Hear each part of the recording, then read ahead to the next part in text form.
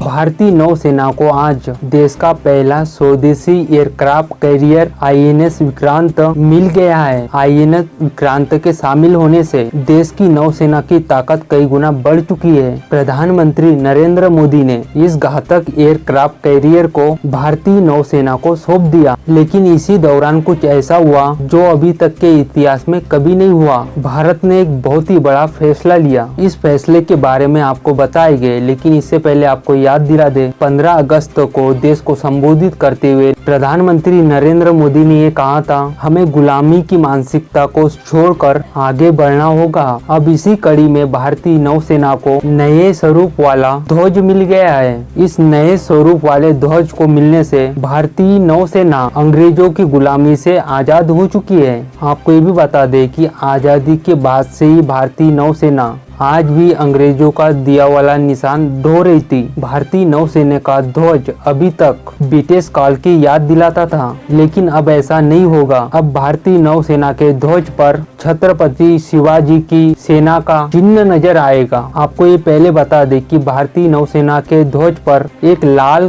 Cross बना हुआ था, अब जिसे हटा दिया गया है। इसे कहते थे क्रॉस ऑफ सेंट जॉर्ज कहते थे, लेकिन अब भारतीय नौसेना के नए स्वरूप वाले ध्वज के ऊपर भारत का राष्ट्रीय ध्वज तिरंगा है। वही आगे भाग में नीले आकार में अष्टभुज के आकार में एक आकृति बनी है, यानी चारों दिशाओं चारों कोनों यानी आठों ही डायरेक्शन में भारतीय नौसेना की फौज को दिखाता है। इस अष्टभुजी कोण के नीचे देवनागरी में सेना के सूत्रवाद 9 वर्णों को लिखा गया है। इस सूत्र वाक्य का मतलब है कि जल के देवता जो वरुण देवता है, वरुण देवता हमारे लिए मंगलकारी रहे हैं। आपको बता दें कि भारतीय सनातन परंपरा में वरुण देव को जल का देवता माना गया है, लेकिन इसमें सबसे महत्वपूर्ण बात यह है कि इस ध्वज में आपको मराठा योद्धा छत्रपति शिवाजी महाराज की शाही मोर भी दिखाई देगी। ऐसा बताया जाता है कि देश को पहली नौसेना देने वाले छत्रपति शिवाजी महाराज ही थे,